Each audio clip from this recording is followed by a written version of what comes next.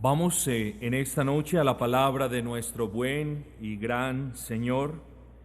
Les pido que abran sus Biblias en el primer libro de la Escritura, Génesis capítulo número 2, versículo número 24. Génesis 2, 24 es un texto que ya hemos leído, que ya hemos considerado, pero de nuevo lo tomaremos como base del estudio en la noche de hoy. Por tanto, dejará el hombre a su padre y a su madre y se unirá a su mujer y serán una sola carne.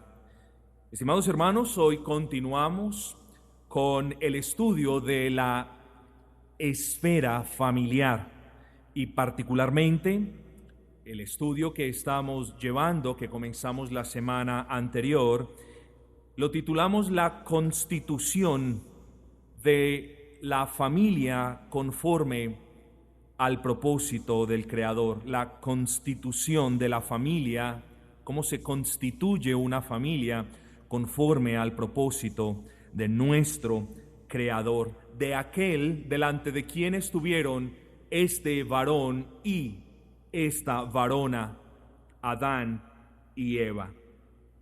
A manera de recordar, y seré muy breve, el día de hoy pues tenemos grandes terrenos por recorrer. Quiero de nuevo recordarles, me perdonan la redundancia, que cuando en este estudio mencionemos la palabra familia, somos llamados, yo los llamo a entender que no estaré haciendo referencia a todas las posibles relaciones de consanguinidad o de parentesco. Sé que lo repetí en 2 oportunidades el sermón pasado, pero siempre es bueno aclararlo una vez más. Cuando hablemos de familia no estaremos hablando de primos, de abuelos, de bisabuelos, etcétera, sino que estaremos haciendo alusión en primera instancia al núcleo familiar compuesto por el hombre, el esposo, la mujer, la esposa e hijos, cuando sí es que nacen. Pero también, y yo creo que para sorpresa de muchos, me llamó una señora el día de hoy dando gloria al Señor. Esperamos verla pronto. Y manifestándome de cuán grande bendición había sido para ella y de cuán grande consuelo la definición que habíamos dado de familia como la dimos. Y yo le pregunté, ¿y a qué se debe tanto gozo? Y me decía, porque según la otra parte de donde yo vengo, eso no era una familia.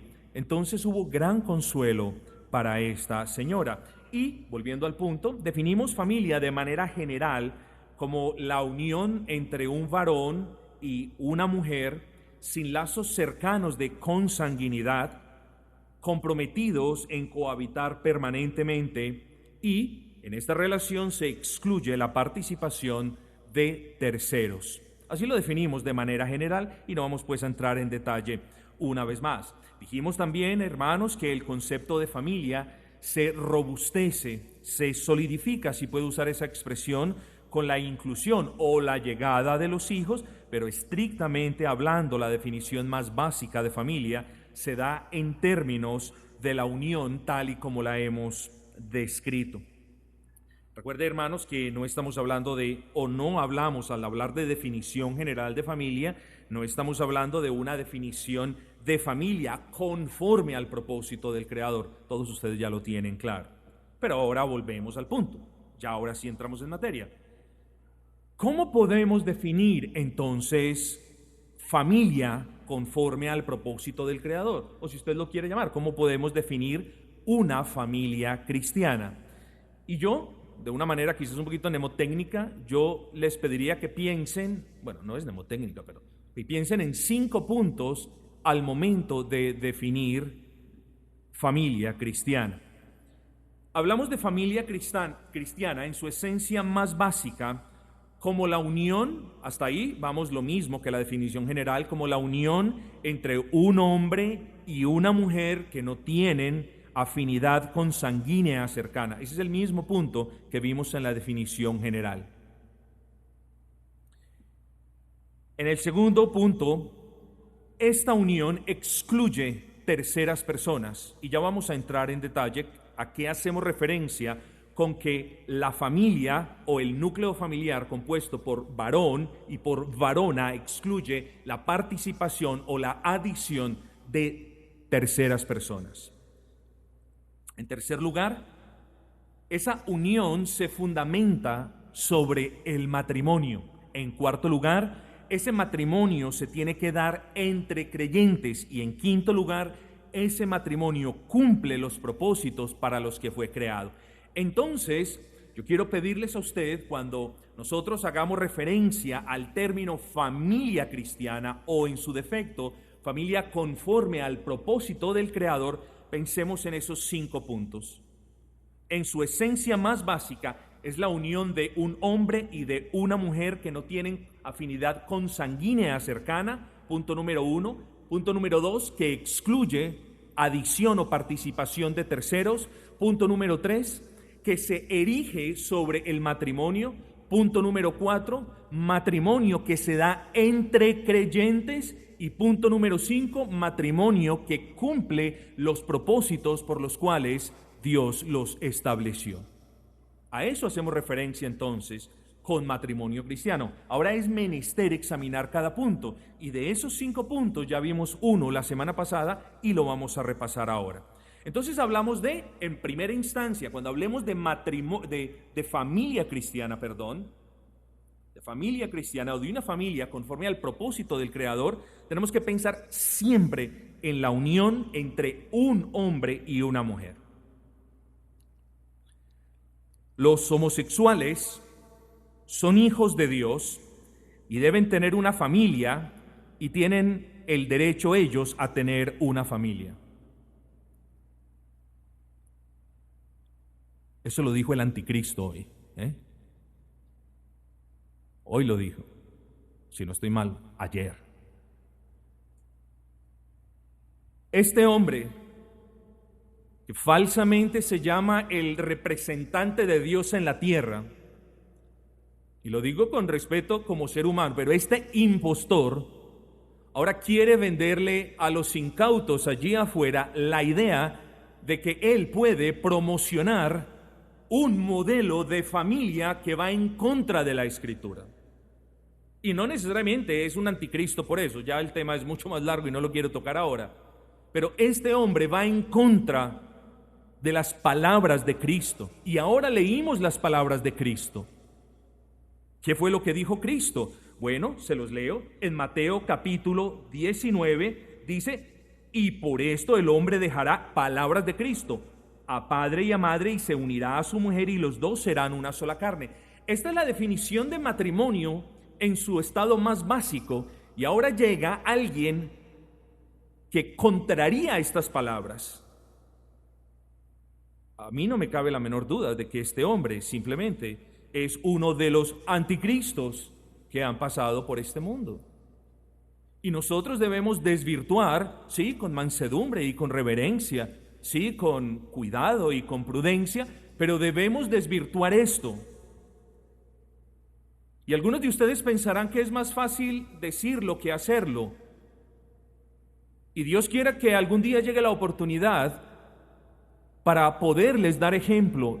Y espero que ustedes me acompañen en ese ejemplo, porque tenemos que estar preparados para desvirtuar todas estas cuestiones que nos van a comenzar a imponer dentro de poco, y que ya de hecho nos están imponiendo. Nos lo están imponiendo, y el hombre lo único que hace es tratarlo de santificar para ganar más adeptos. Entonces, mis amados hermanos, no. Cuando hablamos de una familia conforme al propósito del Creador, hablamos de la unión entre un hombre y una mujer. Nosotros no podemos concebir la idea de una familia cuya base sea la unión entre 2 hombres o entre 2 mujeres, y esto ya lo vimos en primera instancia por lo que dice Cristo. Les acabé de leer, Mateo 19:4. En segunda instancia, porque ese tipo de uniones son abominaciones a Jehová. En tercer lugar, porque esto contradiría la orden del Señor que le da al matrimonio de fructificar y multiplicarse. ¿Cómo se pueden fructificar? ¿Cómo se puede poblar la tierra partiendo de 2 varones o de 2 mujeres? Y en último lugar, porque tan perversa unión haría imposible cumplir la orden apostólica en la que Pedro dice: asimismo vosotras mujeres estad sujetas a vuestros maridos. Eso lo contemplamos la semana pasada. Entonces, mis amados hermanos, no una familia conforme a los designios divinos solamente puede contemplar la existencia de la unión entre un hombre y una mujer. Así que no vamos a hacer mucho hincapié, damos esto por sentado, lo hemos probado en la Escritura y nos tenemos que mover. Hoy entramos al segundo punto. ¿Cuál fue el segundo punto? La familia cristiana excluye la adición o participación de terceras partes en la unión entre el hombre y la mujer. Así que al hablar de este punto, a lo que principalmente estamos haciendo referencia es a la posibilidad de que el hombre o la mujer que componen el núcleo familiar estén unidos a una tercera persona, formal o informalmente. Es importante que nosotros nos familiaricemos con estas cosas. Excluye una familia diseñada conforme a la Escritura, excluye la posibilidad de que uno de los integrantes de la familia esté unido a una tercera persona de manera formal o informal. Formalmente, por ejemplo, una persona que se casa en Estados Unidos, por decir algo, estoy poniendo un ejemplo, no se divorcia, abandona a su esposa y viene aquí a Colombia y se casa con otra mujer aquí en Colombia. Formalmente está casado allá, formalmente está casado acá, y el matrimonio conforme a la Escritura excluye esa posibilidad. Así que esto que este hombre tiene no es una familia, sino que este hombre puede ser calificado como polígamo. Y la poligamia es mutuamente excluyente con el concepto de familia cristiana. Ahora, cuando hablamos de informalmente, bueno, una persona que se une a otra y luego la misma persona se une a una tercera persona al mismo tiempo. Entonces encontramos ese aspecto formal cuando se ha formalizado la unión por medio de un matrimonio, o también la manera informal, simplemente se une con una persona y a la vez se une con otra persona. Bueno, de nuevo, la familia, conforme al modelo del Señor, excluye la posibilidad de que en el núcleo familiar exista una tercera persona, porque si existe una tercera persona, bien por vía formal o informal, se está hablando ya aquí no de una familia, sino de una reunión polígama, de poligamia. Así que, hermanos, ¿por qué es tan importante enfatizar que la unión matrimonial debe excluir a una tercera persona? Bueno, sencillo, y presten mucha atención porque aquí hay sustancia. La inclusión de una tercera persona en la unión estaría convirtiendo a uno de sus integrantes en polígamo. Y en el caso de estar casados, la inclusión de una tercera parte en el matrimonio complicaría las cosas aún más. ¿Por qué? Porque convertiría a uno de sus integrantes en polígamo y adúltero, y a su contraparte en adúltero y copartícipe de poligamia.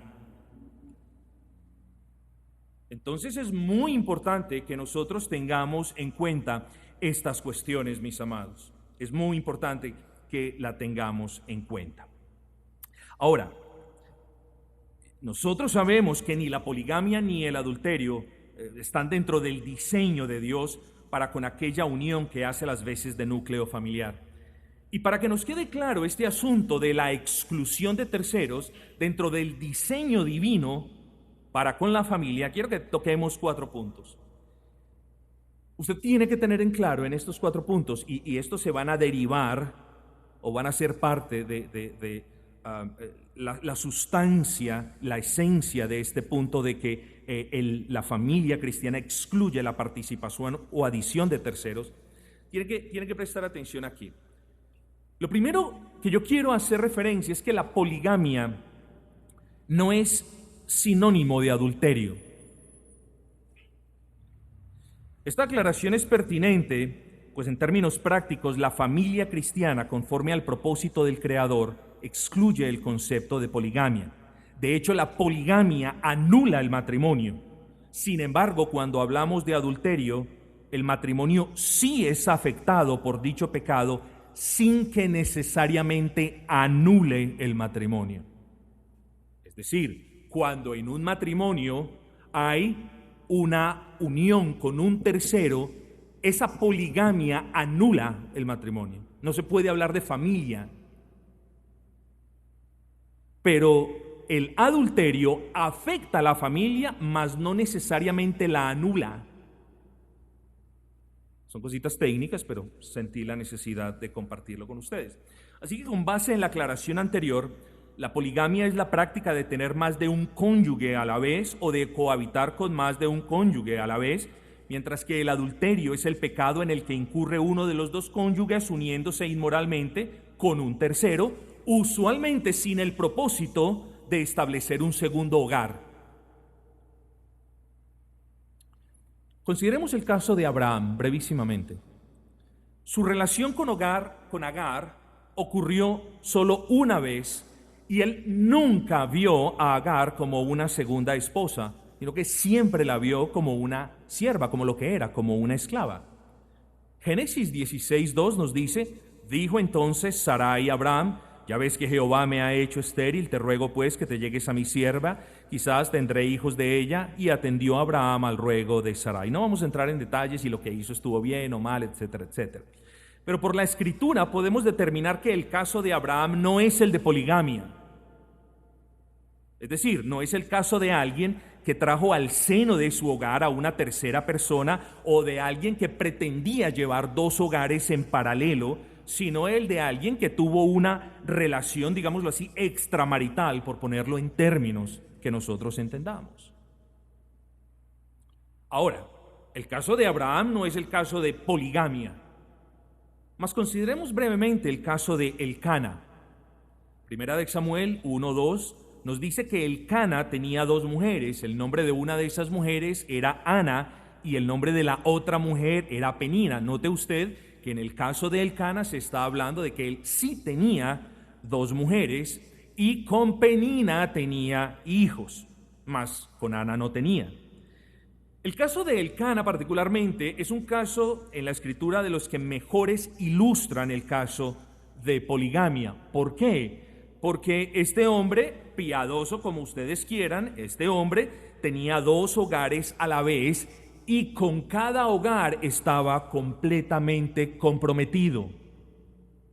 Primera de Samuel 1:4, se los leo, nos dice: y cuando llegaba el día en que Elcana ofrecía sacrificio, daba a Penina, su mujer, a todos sus hijos y a todas sus hijas, a cada uno su parte, pero a Ana le daba una parte escogida. Sí, le daba la mejor parte porque era la mujer que más quería, pero era una persona que respondía por dos hogares en paralelo. Este caso sí es un caso de poligamia en el pleno sentido de la palabra. No vamos a entrar a elaborar, no quiero porque tenemos bastante material, pero solamente que ustedes comiencen a discernir. El caso de Abraham no fue un caso de poligamia, fue un caso donde hubo una relación fuera del matrimonio, más el caso del Elcana sí es un caso de poligamia en el pleno sentido de la palabra. Entonces, diferenciemos entre poligamia y adulterio.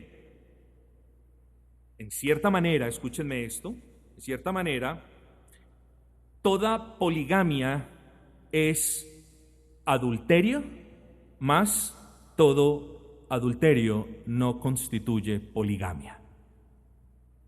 Toda poligamia es adulterio, siempre lo será, pero no todo adulterio constituye una poligamia. Y quisiera elaborar, pero tengan eso, hermanos. Segundo, tenemos que descartar la poligamia por completo, porque la poligamia, sencillamente hablando, no corresponde a la voluntad revelada de Dios en la palabra. Así que como cristianos debemos afirmar sin temor a crítica alguna precisamente eso: la poligamia no corresponde a la voluntad revelada de Dios en su palabra. Esto es bueno quizás cuando nosotros tengamos una conversación con un mormón. Claro que hay algunas sectas de entre esta falsa religión que ya no creen en la poligamia, más, desde la perspectiva histórica, son una secta poligámica. Ahora, ¿qué es lo que sucede?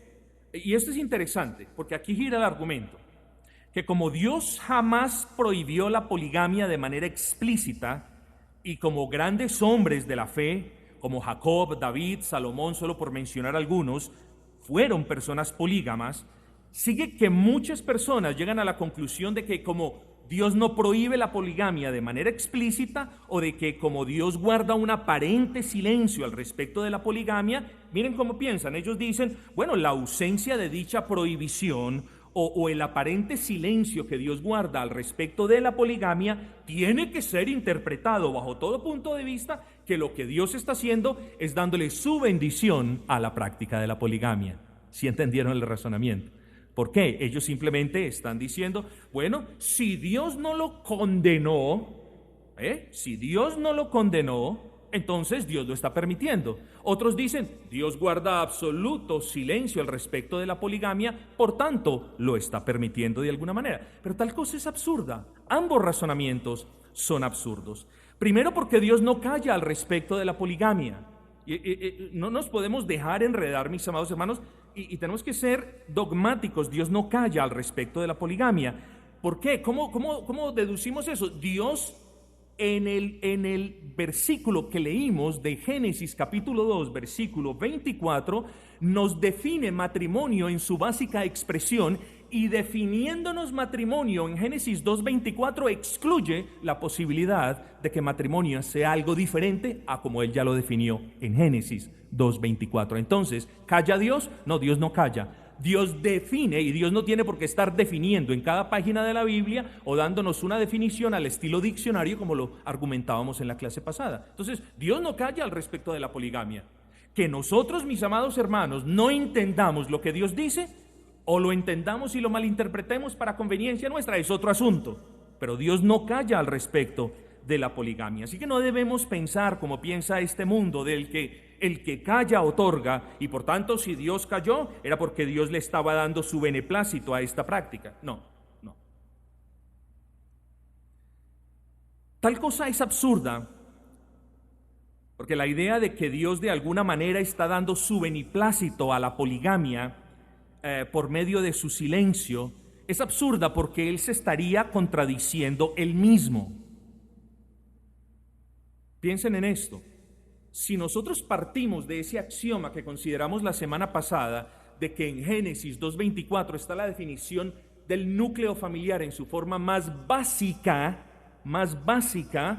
sigue que toda práctica contraria a esa definición de núcleo familiar en su forma más básica se constituye en algo contrario.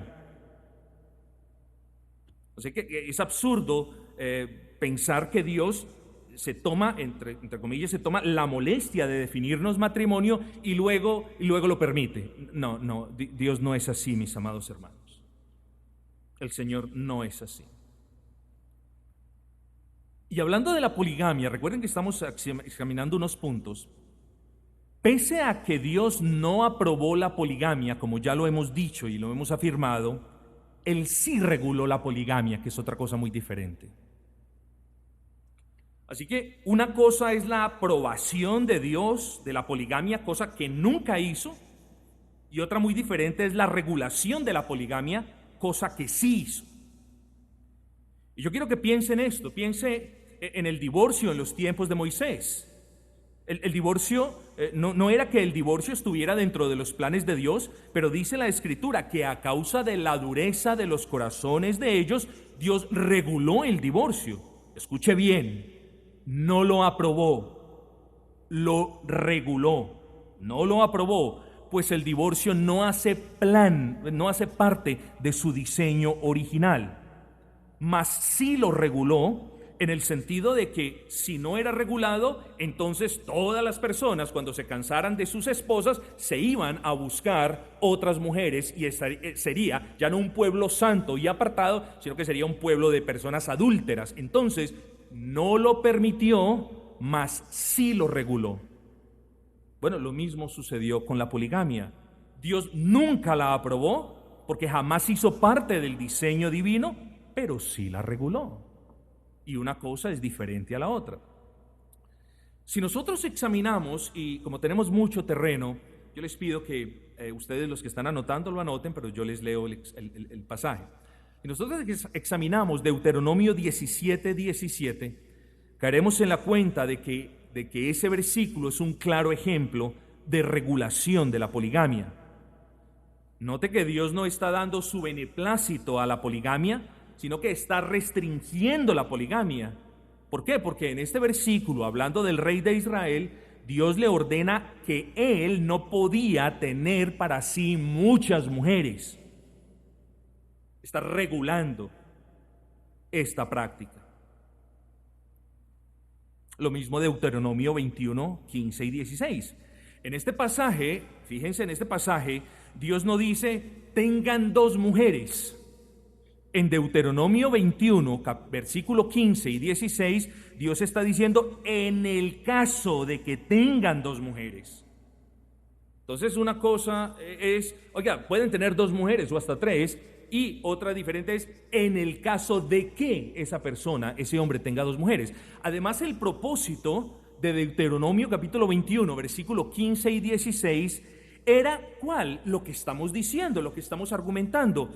Era evitar que el pecado se añadiese al pecado. Y en este versículo, y no se los voy a leer para ustedes, tareas si lo quieren escudriñar, en este versículo se está diciendo que cuando un hombre tuviese 2 mujeres y con esas mujeres tuviese hijos, que el hijo de la amada y el hijo de la aborrecida, que el primogénito tenía que ser el hijo que hubiese nacido primero. Él no le podía quitar la primogenitura al hijo de la que no amaba tanto. ¿Sí entienden el punto? Entonces, por medio de esta regulación, el Señor hace justicia y dice, si es que hay poligamia, entonces que no añada pecado de la injusticia al pecado de la poligamia. Que se siga haciendo justicia y que el primogénito es el primogénito, no importa si es el de la amada o es el de la que menos ama. Entonces, claramente no lo está permitiendo, lo está regulando, está restringiendo la maldad. Y eso es lo que yo quiero que ustedes noten. Así que mis amados, alguien podría decir, bueno, pero si el Señor regula la poligamia es porque de alguna manera Él le ha dado el visto bueno a tal práctica. Pero de nuevo, tal aseveración es absurda y equivaldría a decir algo así como, ustedes saben que el uso de la ley moral tiene 3 usos: el uso civil, el uso pedagógico y el uso didáctico. Y no vamos a entrar pues a explicar cada uso, pero el que diga de que por medio de una regulación de la poligamia se puede inferir que Dios estaba avalando y bendiciendo la poligamia está muy equivocado. Tal argumento equivaldría a decir algo como, el Señor restringe la maldad por medio del uso civil de la ley, porque por medio de esta restricción Él está dándole el visto bueno a la maldad. Vuelvo y se lo repito. No podemos decir que la presencia de una restricción por parte del Señor es la razón por la que Él está avalando, bendiciendo o dándole el visto bueno a esa práctica. No, de nuevo, Él restringe el pecado y por eso hicimos la comparación. No podemos decir eso porque eso sería algo como decir, el Señor restringe la maldad por medio del uso civil de su ley moral, porque por medio de esta restricción Él lo que está haciendo es avalando la maldad que Él trata de restringir. Así que, hermanos, no, de nuevo se lo repito, el hecho de que existan regulaciones no implica de manera alguna que nosotros podamos deducir que la existencia de esas regulaciones es simplemente una manera como el Señor está avalando la práctica. No podemos venir a tales cosas. Y en cuarto lugar, fíjese que hemos dicho, no es sinónimo de adulterio, la poligamia no corresponde a la voluntad revelada de Dios. En tercer lugar, la poligamia no fue sancionada o aprobada por Dios, mas sí fue regulada. Pero en cuarto lugar, la poligamia tiene consecuencias negativas, no solamente sobre la salud del polígamo, y estamos hablando en cuestiones obvias y no es necesario particularizar más de lo que ya es obvio que quiero decir, sino que también tiene consecuencias adversas en el orden espiritual. Y solamente para dar un ejemplo, miremos lo que le pasó a Salomón. Ahora les acabé en Deuteronomio 17:17, les acabé de leer que el Señor estaba restringiendo esta práctica pecaminosa. Entonces, en este versículo hay una restricción en la que al rey no le era permitido tener muchas mujeres. Y la razón es, ¿y por qué no podía tener muchas mujeres? Porque está escrito, si toma para sí muchas mujeres, su corazón se desviará. ¿Y qué fue lo que le pasó a Salomón? Precisamente eso. No hizo caso de la restricción a esta práctica y dice la escritura que tenía 700 mujeres reinas, 300 concubinas y dice, y sus mujeres desviaron su corazón. Entonces no podemos decir bajo ninguna perspectiva que la poligamia Dios la permitió cuando aquí está obrando algo mal sobre alguien que era parte de su pueblo. Es mucho más lo que podríamos decir, pero tenemos 5 puntos que abarcar, al menos 4 quiero el día de hoy y no me puedo quedar estancado aquí. Note usted, mi amado, que estamos definiendo familia cristiana en su núcleo más básico. Como ya lo hemos dicho, esa familia cristiana es la unión de un hombre y una mujer en términos, primero, de una correcta sexualidad, es decir, estamos hablando de hombre, hombre biológico y mujer, mujer, biológicamente hablando, de una estricta exclusividad, es decir, no puede participar en esa unión ningún tercero. Y ahora venimos a definir el concepto de familia en términos de una unión pactual. Por eso decimos que la familia, conforme al propósito del Creador, tiene que ser erigida sobre el fundamento del matrimonio. Y aquí entramos entonces a nuestro tercer punto. ¿Qué es una familia conforme al diseño o al propósito del Creador? Ya lo hemos dicho. Es la unión entre un hombre biológicamente hablando y una mujer biológicamente hablando que excluye cualquier lazo de consanguinidad cercano.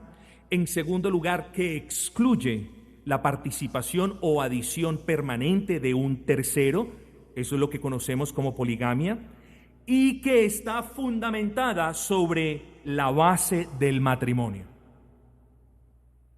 No podemos pensar en una familia conforme al diseño del Creador entre un par de personas, hombre y mujer, que no están casados, que no están ligados al vínculo del matrimonio. Reconocemos que existen ocasiones, y ya hablamos de eso, en el que el varón está unido con la mujer de manera comprometida, excluyendo todo tercero, y reconocemos eso, de eso ya hablamos. Pero hablándolo cristianamente, o teniendo una cosmovisión cristiana al respecto de la familia, no podemos contemplar la existencia del término familia, hablándolo desde la perspectiva cristiana, con una unión que no esté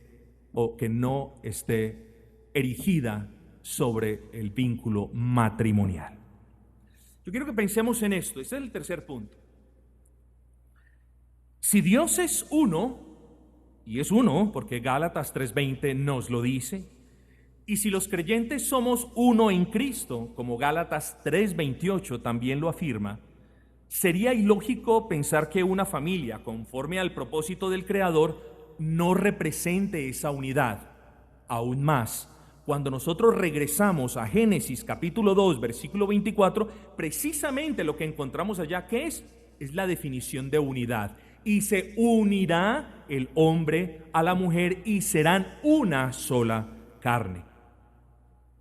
Pero noten, mis amados, que hemos utilizado un término muy particular, unión pactual, unidad pactual, para referirnos al matrimonio. ¿Por qué?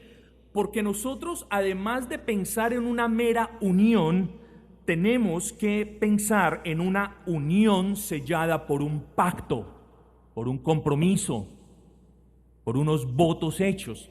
No solamente pensar en una unión, sino en una unión sellada por un pacto.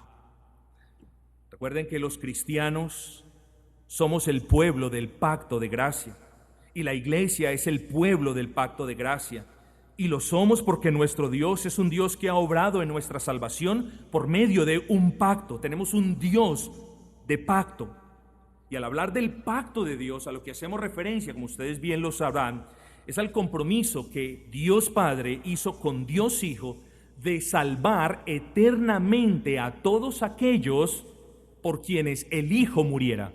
En pocas palabras, esa es la esencia del pacto de gracia. Luego sería ilógico pensar que siendo los cristianos aquel pueblo particular, cobijados por el pacto de gracia, y siendo aquellos que por su gracia siempre estaremos unidos a Cristo, sería absolutamente absurdo pensar que ahora un hombre cristiano se una con una mujer cristiana por medios diferentes a los de un pacto. Y es esa la razón por la cual cuando pensemos en familia conforme al propósito o al designio de Dios, siempre tenemos que pensar en términos de matrimonio o de esa unidad pactual.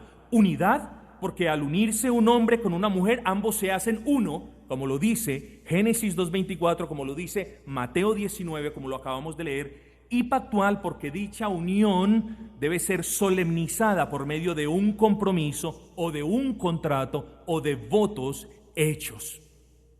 No solamente entonces pensemos en el matrimonio como una unión, sino como una unión pactual, una unión seria, una unión comprometida, una unión que se hace delante de Dios. Por eso, mis amados, siempre haremos bien en definir el matrimonio conforme al propósito del Creador en términos de un pacto solemne de compañerismo que hacen voluntariamente dos personas del sexo opuesto con el fin de unirse hasta que la muerte los separe. El matrimonio es un pacto de compañerismo, es un pacto, un compromiso que un hombre hace con una mujer de manera libre, voluntaria, con el objetivo de acompañar a su parte por todo el tiempo que el Señor les permita estar juntos. Ahora, esa frase hasta que la muerte los separe está en la Biblia. No, esa frase no está en la Biblia, pero ciertamente la Biblia es la fuente de esa frase. ¿Dónde podemos ver la fuente? Romanos 7:3 dice, ahí está el principio. Así que, si en vida del marido la mujer se uniere a otro varón, será llamada adúltera. Pero si su marido muriere, es libre de esa ley, de tal manera que si se uniere a otro marido, no será adúltera. La pregunta es, ¿hasta cuándo dura la unión matrimonial? Romanos 7:3 nos lo dice, hasta que Dios los separe por medio de la muerte. Cuando usted piense en su matrimonio, estoy mirando a cristianos, cuando usted piense en su matrimonio, piense en que para que éste glorifique y honre al Señor, tiene que haber sido constituido por medio de un pacto, de un compromiso, de unos votos que ustedes hicieron el uno al otro de manera voluntaria delante del Señor. No, pastor, cuando yo me casé, yo no era cristiano, entonces hice los votos delante del juez. Igual lo hizo delante de una autoridad, porque en última instancia todos los matrimonios están solemnizados por Dios. ¿Por qué? Porque el matrimonio es una institución universal, no solamente de cristianos, es de todos los países y de todas las religiones y colores del mundo. Por lo tanto, esté o no esté consciente la persona de la existencia de Dios, adore o no adore la persona al Dios al que tú y yo adoramos, Dios es el testigo de esos votos y de ese compromiso que los dos tomaron. El matrimonio es una institución universal, no solamente cristiana, sino universal para todos los hombres de todas las razas, de todas las tribus, lenguas y naciones.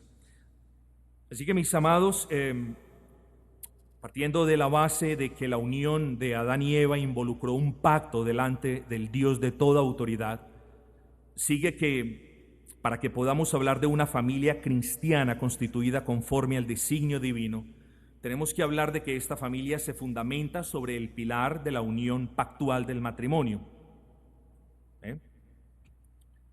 Hay evangélicos que piensan que el matrimonio solo es válido si se realiza una ceremonia en la iglesia, y nosotros hemos hablado mucho de esto, pero tal cosa no es cierta y no tiene el más mínimo fundamento bíblico. Lo que le otorga la validez a un matrimonio no es una ceremonia religiosa, sino el sello de esa unión matrimonial mediante el pacto hecho delante de Dios. Les pongo un ejemplo. ¿Qué pasa si hay dos personas creyentes que aman al Señor y no tiene nadie quien los case?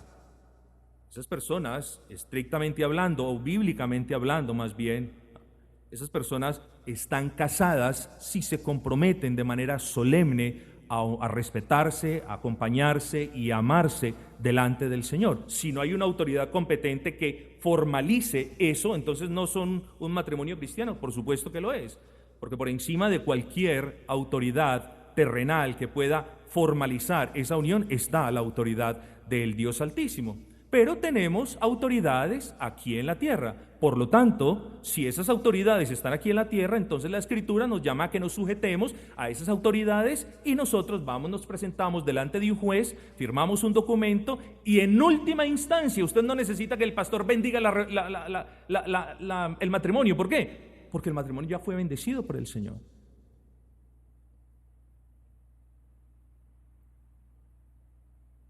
Entonces, mis amados, así las cosas, la noción de matrimonio como pilar de una familia cristiana se basa en un pacto de compañerismo exclusivo e inquebrantable, en el que un hombre y una mujer se comprometen el uno con el otro a amarse, a respetarse, a ayudarse, a cuidarse y a ser fieles, y en el que buscan, y esto va a tener que ver con el punto número 5, y en el que buscan honrar a Dios sujetando sus vidas al señorío de Cristo y gobernando sus casas conforme a ese mismo señorío.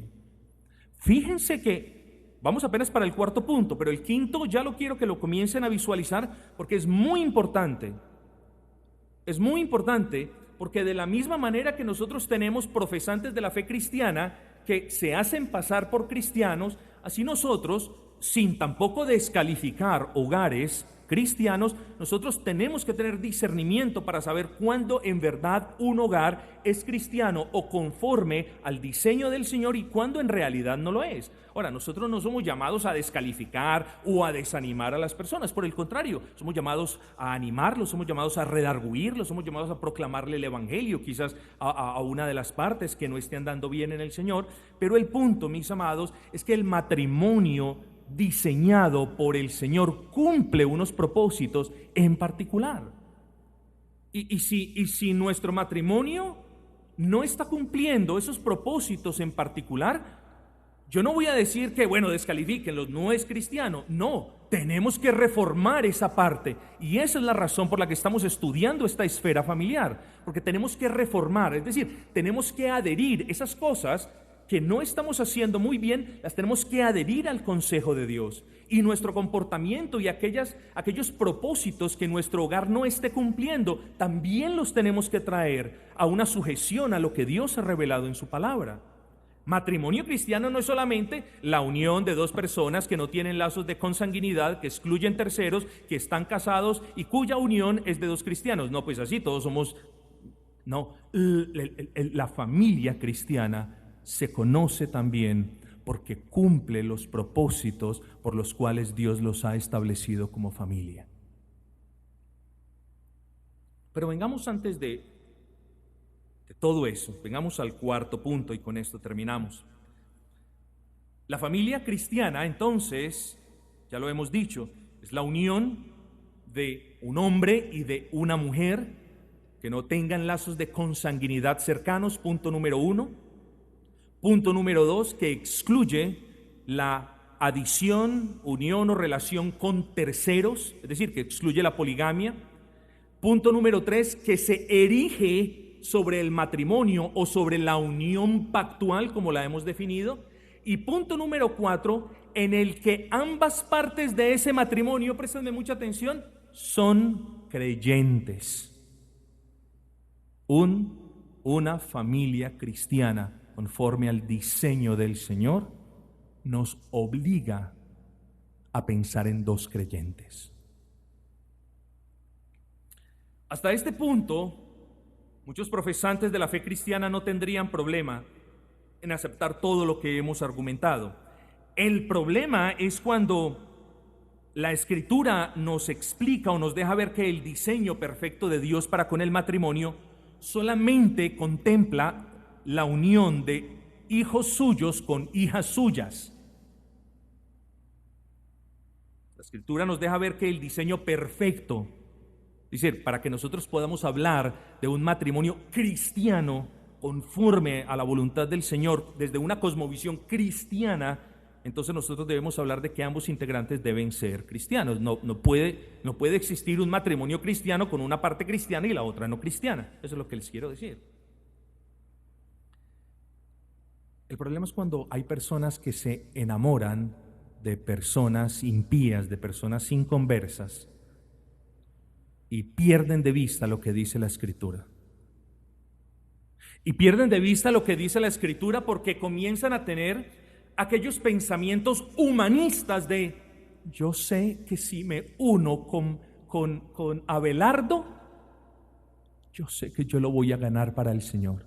Pero la Escritura no me dice eso, mis hermanos. La Escritura no te manda a unirte con Abelardo, que no cree en Dios, y a que después lo ganes. La Escritura es clara diciendo que nosotros, los creyentes, no nos podemos unir en yugo desigual. Así que eso es algo muy pragmático. No, yo me caso, dice la mujer, con Abelardo y luego me lo gano para Cristo. No, estás desobedeciendo y no estás constituyendo una familia cristiana conforme al designio del Señor. Nosotros no tenemos problemas en aceptar como válido un matrimonio entre dos incrédulos, como ya lo hemos argumentado, o un matrimonio entre un incrédulo y un creyente. Insistimos vehementemente que la familia, conforme al propósito del Altísimo, va más allá de un simple matrimonio entre un hombre y una mujer. Pero vuelve al punto, pero para poder hablar de un matrimonio cristiano como pilar o fundamento de una familia cristiana, no podemos pensar en un incrédulo y un creyente, sino que tenemos que contemplar que ambas personas son creyentes.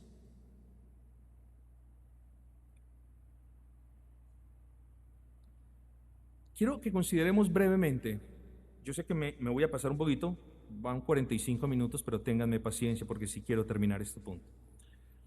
Quiero que consideremos dos pasajes, no más. Quiero que consideremos un pasaje en el libro de Esdras, yo se los leo, y quiero que consideremos uno en Segunda de Corintios. En el contexto del libro de Esdras, y eso lo vamos a ver más adelante, muchos varones del pueblo de Dios, varones aquellos que habían sido despertados por el Señor para que les sirvieran, muchos de estos varones se unieron en matrimonio con mujeres de pueblos que aborrecían a Dios. Esdras 10:2 nos dice: entonces respondió Secanías y dijo a Esdras: nosotros hemos pecado contra nuestro Dios. ¿Por qué? Porque tomamos mujeres extranjeras de los pueblos de la tierra. El pecado yace en el hecho de que aquellos varones que fueron llamados a unirse en el santo vínculo de matrimonio con mujeres que creían y temían a Dios, se unieron con incrédulos en algo que usted y yo conocemos como yugo desigual. Cuando nosotros pensemos en yugo desigual, pensemos en pecado, no lo visualice de otra manera. Yugo desigual es el pecado de desobediencia en el que incurre un creyente que trata de entrar en un pacto matrimonial con una persona que no es creyente. Y ese fue el caso de muchos de los que regresaron de la cautividad en Babilonia. En vez de tomar las mujeres del pueblo de Dios, se empeñaron, persistieron en tomar mujeres impías que no conocían a Dios. Es un ejemplo muy ilustrativo. Ahora bien, el segundo texto que nos recuerda que los creyentes solo pueden casarse con creyentes está en 2 de Corintios 6:14. Dice la palabra: no estéis unidos. Recuerde que Pablo le está hablando aquí a creyentes y les dice a la iglesia: no estéis unidos en yugo desigual con los incrédulos. Ahora bien, este versículo no nos habla de manera explícita del matrimonio, pero sí incluye el matrimonio. ¿Por qué? Fíjense en esto. No estéis unidos. Hay una prohibición de estar unidos con los incrédulos. ¿Pero qué es el matrimonio? El matrimonio, por así decirlo, mis amados, es el vínculo de unión como lo hemos descrito. Por lo tanto, el matrimonio cabe dentro de esta prohibición que el apóstol Pablo les está diciendo a los corintios. Corintios, no estéis unidos en yugo desigual, no os juntéis con los incrédulos. Hombre, y por definición propia, podemos decir que también el matrimonio, habiéndolo definido en términos de unión, estaba allí consagrado. Hermanos, los cristianos están obligados a no comenzar familias con personas que no creen en Dios como ateos, o que dicen creer pero que pertenecen a sectas como los falsos testigos de Jehová, o que pertenecen a falsas religiones como los católicos romanos. Nosotros, yo no puedo decirle, no, usted no puede casarse. Yo le puedo decir, esto dice la Escritura, y la Escritura te dice, Dios te dice a ti por medio de la Escritura que no te puedes unir en yugo desigual. Usualmente cuando uno dice eso y la persona está enceguecida ya, está enamorada, la persona va y se casa. Créanme que eso ha pasado no una, ni dos, ni tres, sino muchas veces. Y lamentablemente, y lo digo con pesadez de corazón, en la mayoría de los casos conozco las fatídicas consecuencias de esas uniones en yugo desigual. No que no hayan dificultades en las uniones entre dos cristianos, no, sí las hay, pero Dios está en medio de ellos y Dios bendice la obediencia de ambos. Pero mis amados,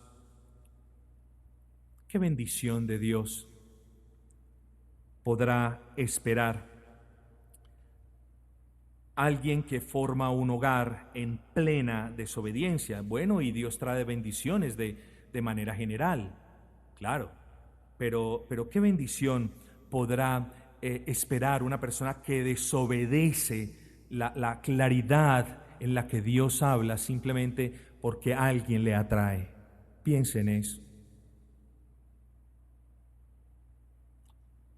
Piense también, mis amados, que la familia cristiana tiene el poder, escuche, el poder y el deber de resistir al mundo.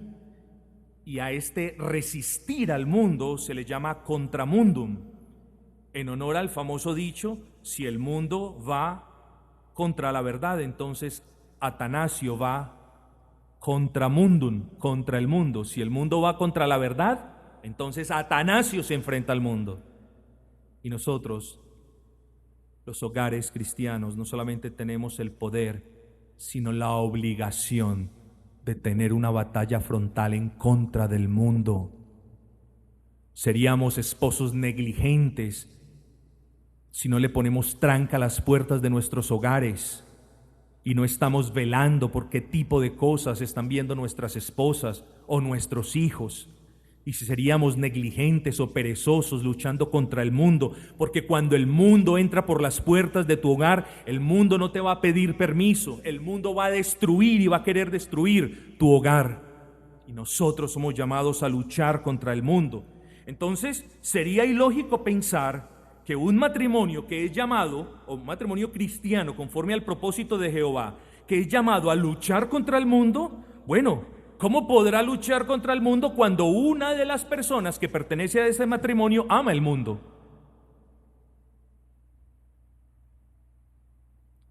Mis amados, si uno de los propósitos del matrimonio, y esto lo vamos a ver en el punto 5, la próxima semana, Dios mediante, si uno de los propósitos del matrimonio, o de la familia cristiana más bien, es reflejar la unidad de propósito de las personas del Dios Trino, ¿qué unidad de propósito podrá existir entre dos personas que piensan diferente, que tienen valores diferentes y cosmovisiones diferentes?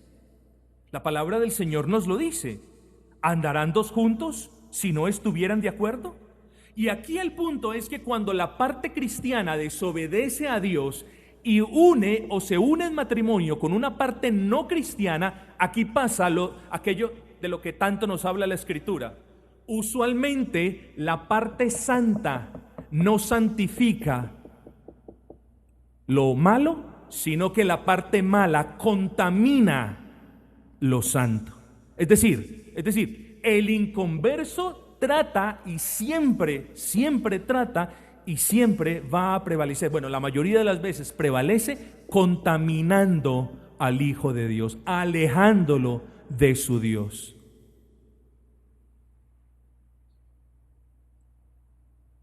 ¿Qué honra dará a Dios una unión entre una persona que es llamada a servir a Cristo y una persona que quiere servir al mundo?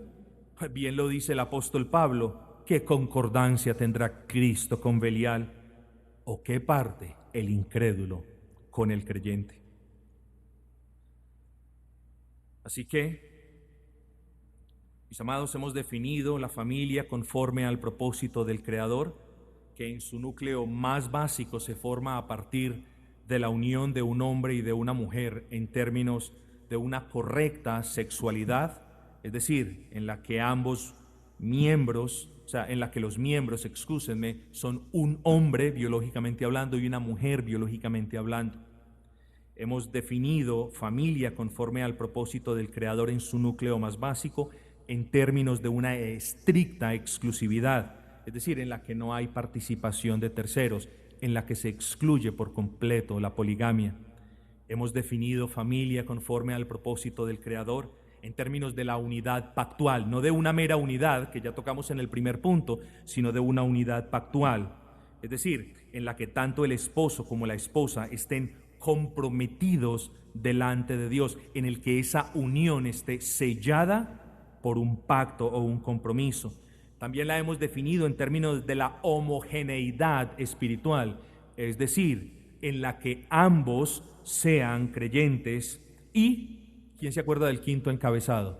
Nosotros hablamos de familia conforme al propósito del Creador en términos de todas estas cuestiones, pero hablamos de un quinto punto, y era la de la sujeción al señorío de Cristo. Es decir, una familia cristiana se sujeta al señorío de Cristo y por ende cumple los propósitos, y los cumple de manera gozosa, cumple los propósitos para los cuales fueron constituidos como matrimonio.